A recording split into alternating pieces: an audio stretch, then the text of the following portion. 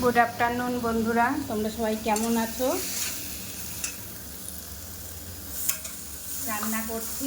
এই স্নান করে এসে গ্যাস ফুরিয়ে গেছে, তো রান্নায় বসিয়েছি। দেখো, পাতা বাটা, কালো জিরা, কাঁচা লঙ্কা দিয়ে লাউ পাতা বাটা।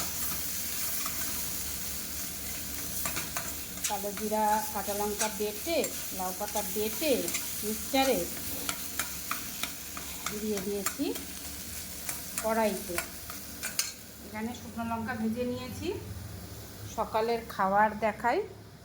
আজকে খাওয়া হবে হচ্ছে ছাতু মাখা, বাদাম দিয়ে, লঙ্কা দিয়ে, পেঁয়াজ ভাজা দিয়ে ছাতু মাখা করেছি।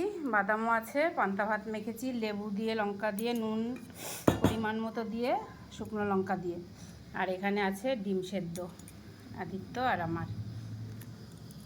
তো আজকের মেনুটা কেমন খাওয়া দাওয়ার অবশ্যই কমেন্ট করে জানিও। আর গ্যাস ফুরিয়ে গেছে, তো বিকল্প হিসাবে এই গ্যাসটা আছে, তাই রান্নাবান্না হচ্ছে।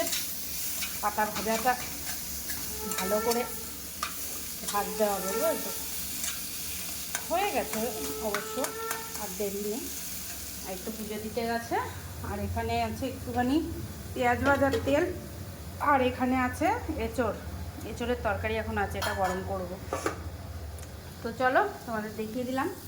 আর আশা করি ভালো লাগলো এই ব্লগটা। যাই না পারলাম কি না।